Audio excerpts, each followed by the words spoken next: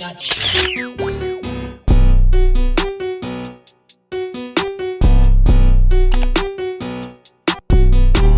guys, welcome back to my channel. It's your girl Miss Fabulous Pretty on any side of pretty in a real life. If you're new to this channel, please make sure you click the bell to subscribe to my channel. If you're a returning subscriber, thank you guys so much for returning. I do need to sit down and speak to my camera because the way I deal with my situations and heal my situation, it might not be something that the viewers might like, but for me it's just something that helps me grow and it helps me heal and transition into a better person. So like sitting down talking to my camera sometimes does really help. But can we just appreciate my skin? Like my skin in Jamaica has been popping because I've been using my skincare. So all the details for my new skincare line that will be launching in just 2 weeks time will be in the link in the description box below. So definitely head over to the Instagram page and follow and stay tuned for the announcement. This video, I'm just gonna get straight into it because I don't want to like waste people's time and kind of like bore you guys. It's basically a healing video, a closure video. Even though like most topics that I'm going to speak on are more friendships that I had and I'm going to speak on, I've basically got over those friendships and I've healed from those friendships. It's just to put that out there in the universe because I know like there's still those little comments that people make and people still feel like you've got an issue with certain people and you don't have an issue with nobody at all. Like I'm really fucking unbothered most of the time. I'm just living my life. I'm just powering my way through life at this point. Life is for living. I don't have time for any form of negativity or drama, okay? It might be hard for you guys to believe that, but I'm dead ass serious. I'm about my bag and my bag only, and being an entrepreneur and doing the things that make me happy and where I find my happiness in. Recently got a message from Lani, Lonnie Good. She messaged me on Instagram. She basically sent me a paragraph basically just letting me know that, you know, she hasn't got a problem with me, she hasn't got an issue with me, she's apologized for whatever she feels like she's done wrong. I felt like a lot of people felt like I had a big problem with her, like to the point where I disliked her and I hated her so much. I'm grown enough to take accountability for my actions or when I've made a mistake, because as you guys know, I don't care about being judged. Like I don't care if somebody judges me or dislikes me. Like what the fuck, you're not going to stop me from breathing, are you? So I don't really give a damn. I'm not put on this universe for people to like love me. I'm living my life, and if you love me for who I am, or you love me because of my personality, or you fuck with me because how real I am, then fuck with me because of that.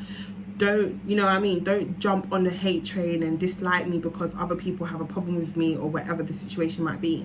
So I'm just gonna put it out there that yeah, Lonnie Good DM'd me and apologized to me. She jumped in my DMs and I was really shocked because when I saw HCIB or something like that, I was like, who is this? And then I was like, oh, what does she want? I'm not gonna lie to you guys, my reaction was instantly, look, what the fuck does she want? Because I'm not into this negativity shit. I don't want drama. But when I opened up her message, she was really lovely. I never really had an issue with Lonnie Good. The only reason why I had a slight problem with her and it kind of triggered me and pissed me off is because I felt like me and Lani was cool.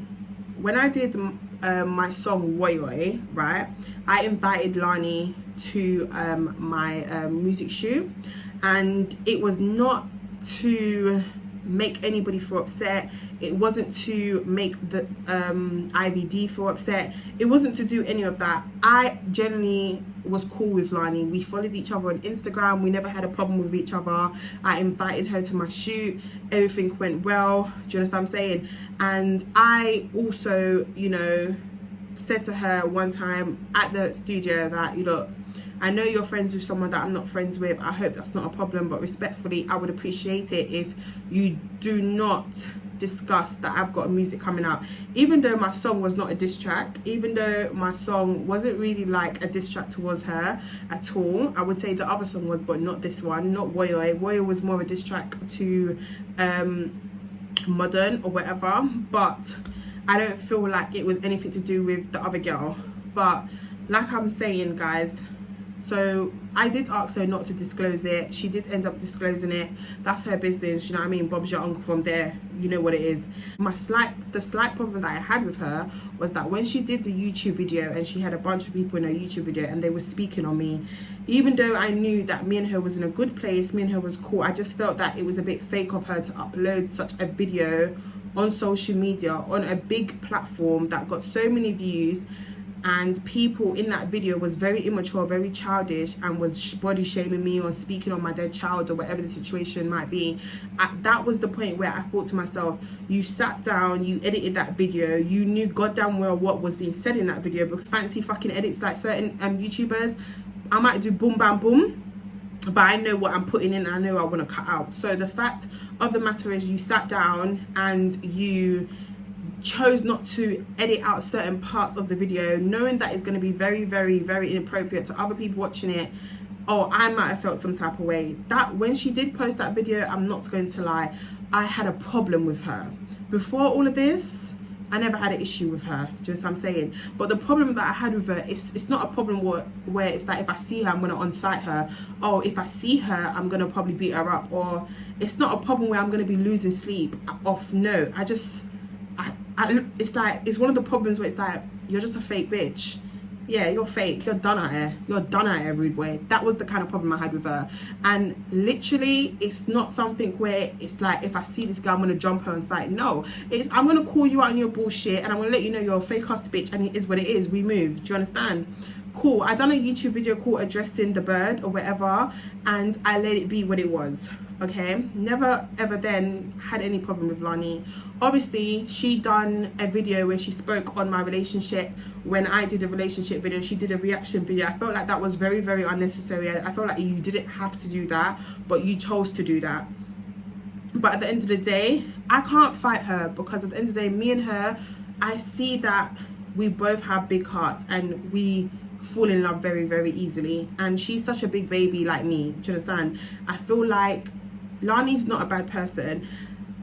I'm not the type of person to judge a book by its cover, do you know what I'm saying? And I'm not the type of person to dislike somebody because other people dislike you. No, I'd rather have my own word to say about you. I'd rather have my own experience of you than let me judge you. I'd rather meet you, get a vibe from you, fuck with you, and if you do me wrong, you do me wrong. But just best believe you're gonna feel it. But I don't think she's a bad person. Obviously, we've had our bumps on the road.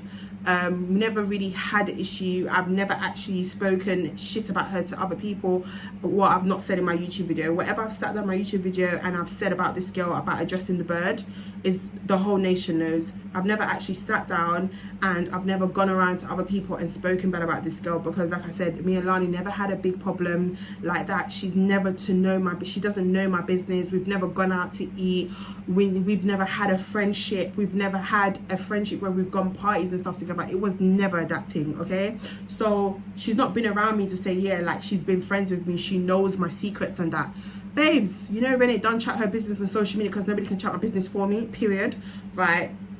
So I just want to say, like, to Lani, if I've ever offended you in any way or said anything to hurt your feelings or made you feel very shit about yourself, from the bottom of my heart, and this is a sincere apology, I do apologize. I never want to make anybody feel like that, and I do want to apologize because at the end of the day, I was young, and sometimes, not even sometimes, most of the time, I don't think before I speak. And when I'm angry and pissed off, I'm angry and pissed off in that moment, and I just need to let it out, okay? So I don't mean any harm, and I don't know how to deal with pain. I don't know how to deal with when people hurt me. When people hurt me, I just see red and I just want to hurt them back. I just want you to feel the way you made me feel, because I wasn't expecting that. Do you understand? So yeah, I want to send my apology to her.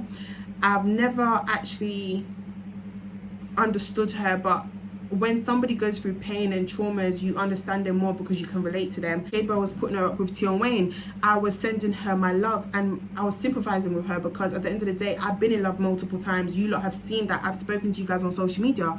I've shared my story times of my heartbroken moments and where I've done things in relationships and men have had kids on me and stuff like that. A man probably might have not rubbed me off 8 grand, but I've had a man cheat on me multiple times, had children on me, you know. We know, you guys know my business, do you understand what I'm saying? So I understand that Lani's just a big teddy bear that just wants a hug, that just wants someone genuine, that's tired of being hurt. I get it. I can relate to her on that. So because I don't want anybody to feel like I've spoken shit about them. And one thing about me, I'm gonna tell you exactly what I said, because I don't sugarcoat, and you ain't gotta like me. Just watch your mouth. It's simple as that. Bob's your uncle, you know what it is. But when she jumped in my DM, she was venting to me. She was telling me how she feels, and I was giving her advice. And I'm going to show you guys my screenshots, because I don't want it to be a thing where people are going to say, okay, Lani went in Renee's DMs and them two was bitching about. No, I think the problem is with Lani is she felt like certain friendships was genuine to her, and she expected loyalty, and she didn't get that loyalty back. You understand what I'm saying? And at the end of the day, I'm so big on loyalty, so when people betray me and don't show me loyalty back, I can be an asshole sometimes, and I take that so personal to the point where it makes me an angry person, because it's like, I'm loyal to you, so why are you not fucking loyal to me? Loyalty is something that is very important to me. Respect, loyalty and trust is very fucking important to me, and those are 3 things I stand by, and my main friends know about that.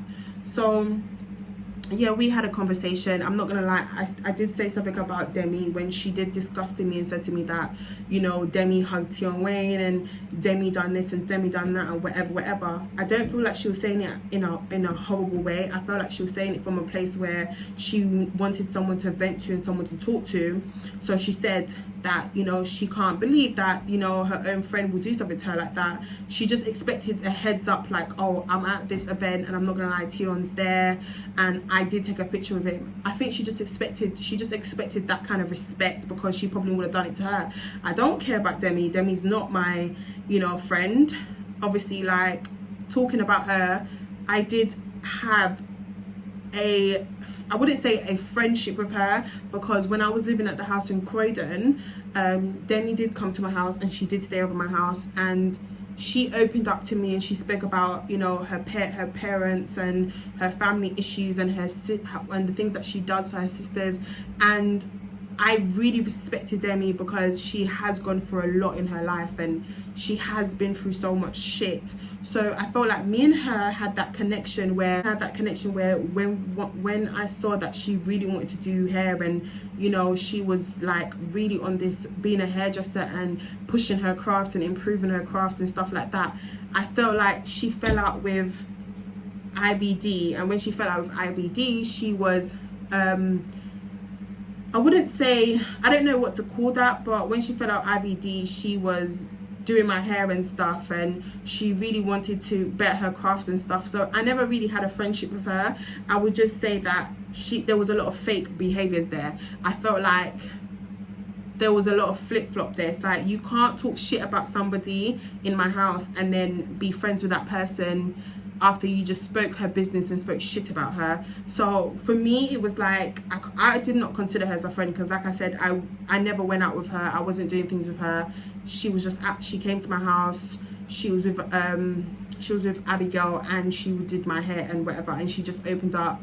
And I think me and her got into a little, I wouldn't say a big argument, but her sisters must have done something. I can't really remember too tough what happened, but her sisters must have done something, and I reached out to Demi and I told her what her sisters was doing, because one of them must have disrespected me. So I told her, like, bro, check your sister, cause that can't run, do you get me? So she did that. Bob's your uncle from there. There's no qualms. So like I said, I don't have an issue with Lonnie Good. I've said it live on 4K so the world can hear this, and the world can just leave me alone with every single thing. Don't have an issue with Demi. Don't care for her. She's not my friend. You know, she's doing her thing.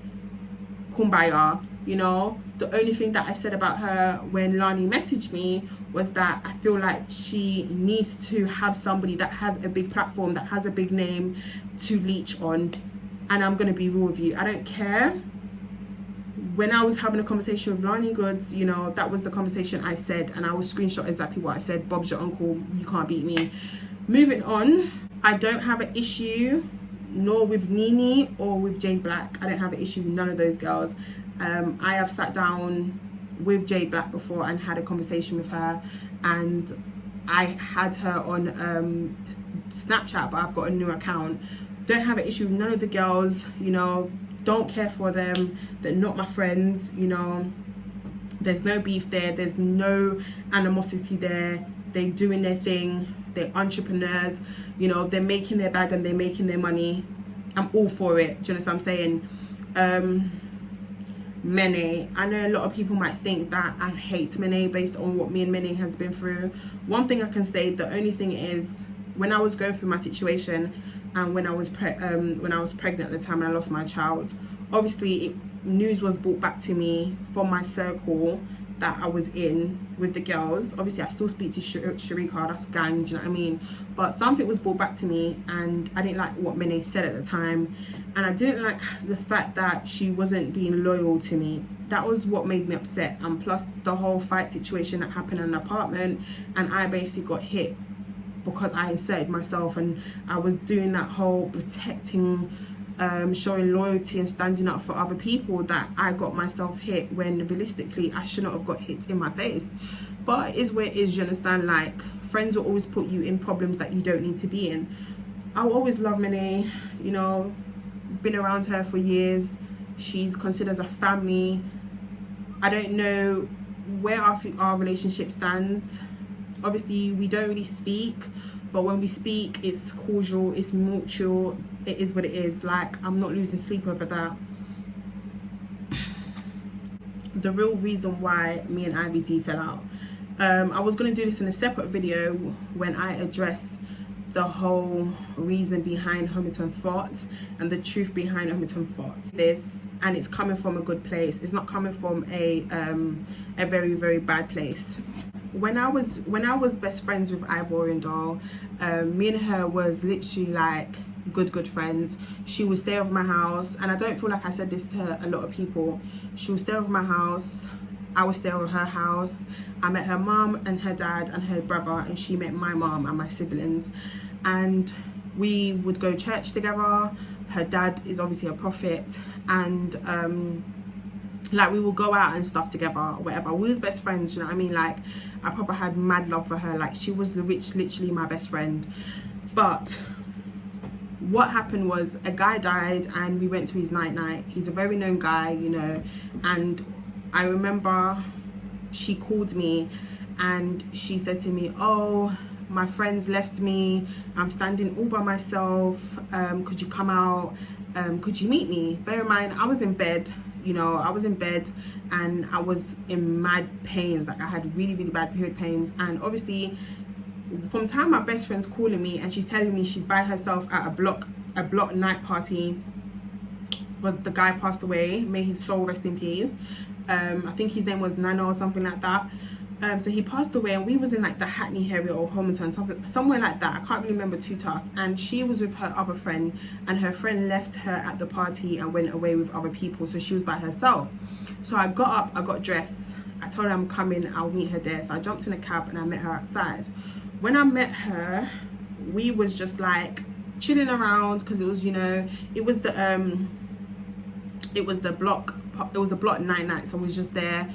I remember we were sitting in somebody's car, Notes walked past us, and Notes was like, I remember we were sitting in the car and some guy must have knocked on the window, so we pulled the window down, and then we was like, wait, hold on, that's Notes, like, that's Notes. And she's like, huh? And then I was like, that's Notes, the Addison Lee guy. And she's like, oh my gosh, like, and we was both lusting over him, saying that he's good looking, he's sexy, whatever.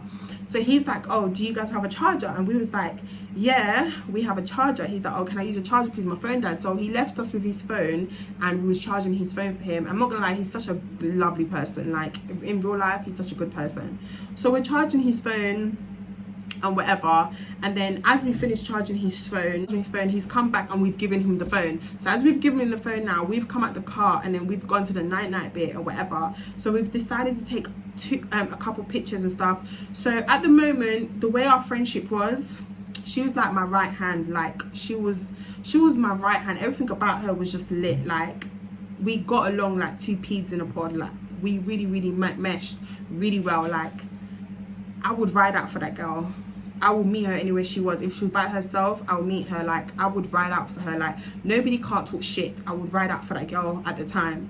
So I remember us taking some couple pictures, whatever. We took pictures with each other, and then after when we took pictures and stuff, at the end of the night, I then posted the picture and I wrote a little paragraph about our friendship, saying that, you know, them little sweet little heart paragraphs. I can't really remember too tough, but it's just basically letting her know that I appreciate our friendship and stuff like that. And I posted it on Instagram. It was just a normal picture that I posted on Instagram, but I just wanted to be very appreciative. It was like a friend appreciation post, do you understand? And I posted that and whatever. Obviously her other sets of friends didn't like me or whatever, or they had it in for me or whatever. So she's gone and she's they've DM'd her regarding the post, and they're laughing at my post. So basically they've sent her my post and they're laughing about my post and they're talking shit about me. And I found out a few days later when she was obviously on YouTube and she was popping on YouTube and whatever, and she was doing her content. I wasn't really up there yet. I was just begun, like my YouTube career was just starting basically. So she used to let me like reply back to her hair reviews. She used to let me reply back to her emails, and I used to help her like reply back to her emails and stuff. And then she was like, oh, can you reply back to my emails and stuff, because I'm not good at those stuff. And I could understand, because she had so many hair reviews coming in and stuff. So I must have went for her DMs, because that's what I was doing anyway, replying back. And then I saw a message, and then I opened the message. I'm not gonna lie, I was fast. I opened the message and I looked at the message, and I saw the message of her friends laughing at my post and basically saying I'm begging it and I'm this and I'm that. And she wasn't even defending me. She was laughing at me. She was saying that I'm too emotional or I'm doing too much. Like basically, instead of you to appreciate the post that I basically made of you out of love, you're there laughing at me basically. And that to me was like betrayal, because it's like, bruh, I just came out my house late at night in mad period pains. I came because the same group of girls that left your ass are the same girls that are laughing at my posts that I made as a friendship post towards you. You couldn't even say, oh, what's funny? Like, you couldn't even defend me in my absence, but you was just laughing on and egging it on. For me, that was a red flag, and I was like, look, I'm not letting that go basically. So I held it in. I didn't tell her about it. I didn't confront her about it, because it's like, bro, I've just seen it. Like, what are you gonna really say? Like, what are you gonna actually say about this to make me feel anything otherwise? Like, nothing. Do you know what I mean? So I carried on replying back to her emails, acting like I never saw it, like I didn't care. And then after she was staying at my house, whatever, she was going through her personal problems, whatever, and I feel like I don't really need to get into details about what she was going through on that day, because I'm not here to like discuss anything that I've already said on social media. I've already told this girl's business.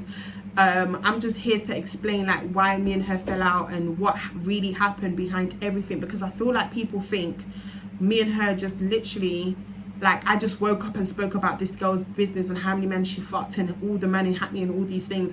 It wasn't like that. It was, this is what was leading up to why me and her fell out. Do you understand what I'm saying? And what she done to me. I never did anything to hurt her. I was a good fucking friend to her. I was always there for her, and I can own that with my chest. I can pick up the Bible and hold the Bible, and God can strike me. I was a really good friend to her. She just hurt me, and I was very quiet about it. Do you understand? When she did what she did in DMs with her friends laughing at me and she was entertaining them, she didn't defend me, she wasn't backing me or anything. After I just put out a post basically just telling her that I love her and I'm appreciative of her friendship and stuff like that, and how much I'll ride for her and all this, she just like laughed at me and just made me look like some waste girl. And I'm not a fucking waste girl, because I thump a girl up any fucking day. Best believe that. Bob's your ass uncle. I mean, her initially it fell out and stuff like that. And then after, there was a time where we was going to Westfield, and obviously when she did that, I put that behind me and I was like, okay, let me give her a chance. Do you understand what I'm saying? And then there was a time where we was going to Westfield, and as we was going to Westfield, we reached just over the bridge. When we reached over the bridge, and she got a phone call from her dad, and her dad called her and was like, oh, I need you to come to church.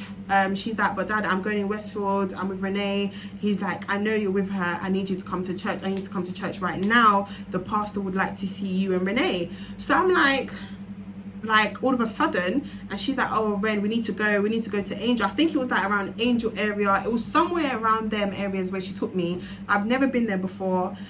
She took me to the church, and she was telling me, like, when we was walking towards the train station now, because we was already over the bridge, so we was continuing to walk over the bridge to go downstairs to take the train. And then she was like, oh, like, I'm not gonna lie, I'm gonna tell you now, and I'm gonna warn you now, the church that we're going to is not a normal church. They will you don't get scared, don't panic. That time I wasn't really fond of church. I wasn't really going to church like that. I wasn't really in a church like that. Do you know what I'm saying? Like, I believed in God, but I wasn't really going to church. So she was telling me, like, the pastor's going to read me, and the pastor might tell me exactly what I'm going through. Don't panic. And he might tell you what's going on around you. There's enough time. I've done reading with him, and he's told me my real friends and who's fake and all this. I'm like, Ross, like, what the raw? Like, where's she taking me? So we got to the church now.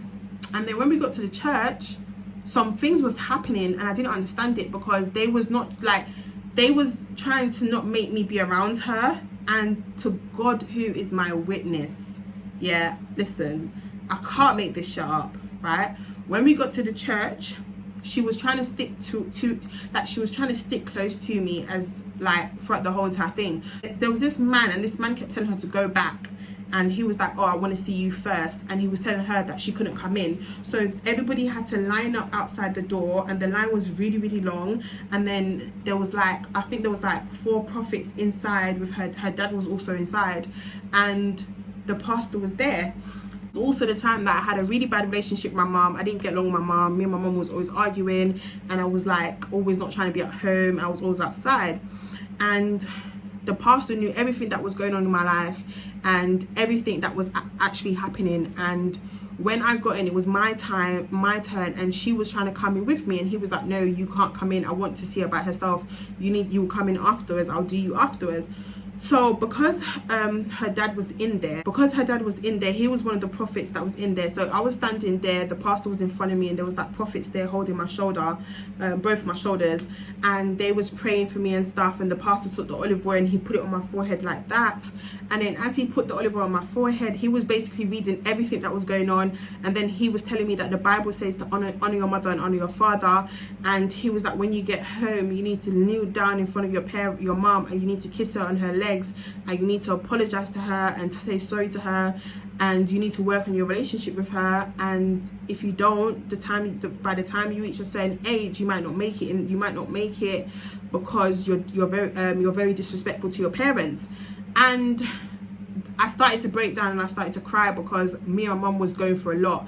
And that's something that social media didn't know, because I didn't have a good relationship with my mum. I had a very toxic relationship with my mum, and it's only God that made our relationship better. It's only God that fixed our relationship at the time. Do you understand what I'm saying? So he then gone to speak about my friends, and he started to tell me that I have somebody that's around me and I'm with that person every day, and that person is deceiving me. So as he started to pick up on that person's energy, he started to speak on that person's energy, her dad had to leave the room. So when her dad left the room, he started to talk to me more. And then after, he started to tell me that I need to be very, very careful of this girl. He said that I have to be very careful about my surrounding and what I choose to tell the person about my life. And they said that the person that is speaking very, very bad on me is the person that I'm always around, and I love this person more than this person loves me, and I value this person's friendship more than the person values me. So when he's talking about this girl, and I started to cry so much because I knew who it was. And he started to tell me things like I'm holding something against her, you know, I'm not happy with her, I'm really hurting inside, but I'm putting up a fake, like I'm covering it up with other things, trying to not show my emotions. He was telling me that I've given you this information, whatever you want to do with it is up to me. But he was telling me to not tell the person it right now, basically. So I left the room. After he put the olive oil here, he wrote the cross on my forehead. I was so upset. Like I was in a bad place after that. I was so upset. I was very heartbroken. I was like, what the hell? But I knew because when I saw that DM and the way she was laughing at my paragraph and making me look like some waste girl, and these girls was talking shit about me and she was just entertaining it, I was like, what the fuck? Like, what kind of friend is this? Like I was really hurt because it was a slap in my face, because I was doing so much for this girl. I was really helping her so much, applying for jobs for her. I was breaking my neck, doing the most for her, like to the point where it's like I never had a life. I was putting her before me and all my things that I wanted to do, and I just wanted to see my friend win. And I remember her telling me that, you know, she wants to be a rapper. And I remember, like, I used to sit there and just think about everything that me and her shared, and our friendships, and our first video that we did on YouTube together, and how she would sit there and tell me like she wants to be a rapper, she wants to be like the City Girls and all these things. And I remember when I was in her room and she said to me, Ren, I'm going to be a rapper one day. I said, yes, you can. And I said, you better be a rapper. I know you can do it. And when everybody was saying, nah, like she can't do music, I knew for a fact that she could do music. I knew goddamn well that she could rap, because I used to listen to her sit there and she'd be in her room spitting her bars and all that, and I'd be like, listen, whatever you want to do, sis, do it. And she's a rapper now, and I don't dislike her. I feel like in the beginning there was a lot of hate there. I feel like in the beginning, I wouldn't say hate, but I feel like in the beginning there was a lot of pain and hurt there, and I'm not happy with the things that I have said about her. I'm not happy with how bad things have gotten. I don't want that friendship back, of course not, because it wasn't real anyway. It was never real on that side. Where I went wrong was allowing my anger and my pain to reflect and speaking on her business and discussing her personal business, even though she shared that with me as her friend and I was always around her to know what was going on in her life. It wasn't right for me to disclose that to millions and thousands of people. It wasn't right for me to speak on her sexual life or talk in her business of how many men she fucked. It was never right of me. But at the end of the day, I was going through a lot, and when she betrayed me and she hurt me, I was really, really angry. When the whole social media Sooks event thing happened, this is the thing. How it happened was I was on live, me and her parted ways. We wasn't friends anymore. Social media didn't know that, because we wasn't ready to let social media know that we wasn't friends. We split it up, we split away, we parted friendships, and we just left it as that. We wasn't friends for a good 3 months, and social media didn't know that, because me and her did not make it a thing where we wanted the public to know. When I confronted her and I told her, like, I know you was talking shit about me in DMs with your friends, I know you was laughing at me or whatever, I saw what you done, and I basically told her that I know that she's not being a good friend to me, she's basically deceiving me behind my back, without not telling her what the pastor told me. I decided to just tell her, and I just parted ways with her, and that was it. I ended our friendship. We never spoke about it publicly. We never made it a thing publicly. The only reason why social media knew now that we was no longer friends was the whole, oh, I'm at Sooks event, Vanessa, where are you? Yeah, I was on Instagram Live, and once again, I feel like she started this because it wasn't me. I was on Instagram Live, Jay Black came into my live. Jay Black was basically like stirring things and, you know, mocking the situation. And I'm not gonna lie, I did not know that she did not like Jay Black. I didn't know that she had a problem with Jay Black at the time. I didn't know that them two had an issue at the time at all anyway.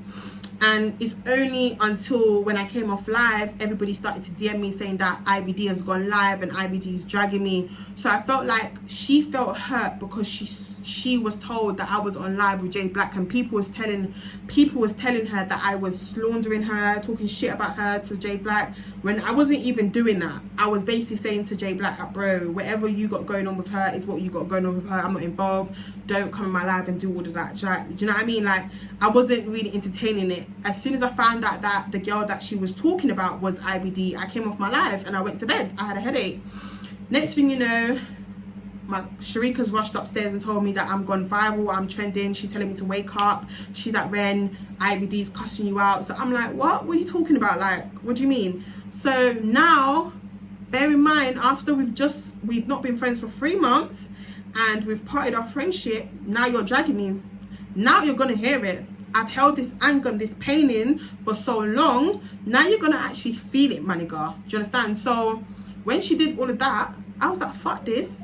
You're on social media dragging me, talking shit about me. You and the other little one is talking shit about me, your backup dancer, and now you're both gonna get dragged. So yeah, once again, not happy about the way I did things, not happy about the way I reacted, and I let anger and pain get over me, and my anger came out to the point where I saw red and nothing could calm me down. I'm not happy about that. But at the end of the day, you live and you learn. I was about 23, I'm 26, turning 27. I was probably 22, 23. Do you understand? So I'm a grown ass woman right now, and reflecting back at it, I'm not proud of the things I said. Even though the things I said was true, I'm not gonna take it back. But I'm grown enough to publicly apologize to her. She might not even give a fuck about my apology, but at least it's out there in the open. I don't even want her apology. I don't even want her to say sorry to me, because I don't give a fuck about that no more. But it's just to clear this whole thing up, because I'm always gonna get IBD's name being mentioned to me. When I go on TikTok live, her name's always gonna be mentioned to me. Everything I do, people always feel the need to mention her to me. I wish her well. I wish her well. I've always wished her well when she was my best friend. I want her to prosper and be the biggest rapper in the US or in the UK. I want her to reach her full potential, because I know she's got it in her. Every single time I have reacted to her is because she has done something for a publicity stunt, or she's spoken about me in her rap, or she's tried to stink this to me or whatever. And I've always reacted to it because, you know, negativity shit sells. So like I'm saying to you guys, I'm not proud of me speaking her business and mentioning all the guys she fucked and unknown and B9 and all these people. I'm not proud of it. But at the end of the day, I did what I done, and I can't take it back. It's my lesson. It's my mistake. I'm not proud of it, but you know, my kids or my future kids will sit back and watch this video and understand that when you're wrong, and nobody's perfect in life. And my behaviors over the years of time has not ever been perfect, and I'm not happy with the things that I have said about people out of anger, or you know, out of hurting, because hurt people. And IBD, if you ever come across this video, you know I was a good friend to you. You probably don't give a fuck right now, because you're doing great in your career. I wish you the best. We're never going to be friends, but at the end of the day, there's no hate over this side. I will never speak upon you. I will never talk about you. I don't discuss you to anybody. I don't care what people have to say on social media, because negative people like to talk shit and make rumors up. At the end of the day, you're hearing it live in 4K if you ever come across this video. And I deeply do apologize for the hurtful things that I have said, and speaking your business to thousands of people. It's unforgivable. I don't want you to forgive me, but I just want you to know that there's an apology here. I had a reason for why I did what I did, and I am grown enough and in a better place to actually apologize for my wrongdoings. Do you understand? So yeah, that's for every single people that kept thinking I started the whole drama with her, or I fell out with her and I was the problem. No, I reacted on what happened to me and what she done to me, and her sending for me on Instagram Live and indirecting to me and calling me out on Instagram Live, thinking that I started something when it wasn't me. It was you know, Jay Black being a little shit stirrer at the time. Everybody was childish. Do you understand what I'm saying? And I don't think she understood at the time what was happening on live. I felt like she listened to the negative fake accounts in her live, saying, you know, Renee was talking shit about you and all these things, because people started to put two and two together that we're not friends no more, because they stopped seeing us together and stuff like that. But yeah, this video was just to clear up everything, that I don't have a problem with anybody. Like, I don't have an issue with no one. Like, I'm gonna be 27 in October. I'm a grown-ass woman. I'm trying to be a successful girl. I'm trying to have multiple businesses, multiple income. I'm trying to live my best life and have my babies. I don't have time for anything that's not going to make me a better person, or that's not going to make me the bag. You know, I'm trying to live my life for me. I'm very happy. I'm content. I'm doing amazing. I have my salon that's opening up. I want to take Fab Beauty Bar international. Like, I want to open a shop in America. Like, I want to be the biggest fucking entrepreneur go, and I want to be the best. I want to be a millionaire by 36, 35. I'm praying to God. I'm speaking shit in existence, and I just want to be happy. I don't want to have my heart filled with unsaid things. I want to be able to tell people things that I want them to know. And do you understand what I'm saying? That's it. Like, I don't hate anybody, I don't dislike anybody. And Emile Morgan, you know, me and him have had our moments, and we've cussed each other, and we've done things and whatever, and we was grown enough and adult enough to come together and apologize, and, you know, let it be what it was. Don't have a problem with Emile. He's doing amazing. He's got a handsome partner, you know, he's flourishing, he's doing big things. I'm happy for him. You know, I don't have a problem with anybody at all. And from the bottom of my heart, I wish everybody well that I've spoken about in this video, and I pray for them, and I will send them so much love, because people really do go through things, and it's not everything that people know about. We all go through things off social media. Being a social media influencer and a public figure is not easy, and I just hope that to anybody watching this video that wants to be a public figure, please think before you do it. But thank you guys so much for watching this video, and I'll see you guys in my next video. And thank you so much for watching. I'll see you guys soon. Bye guys.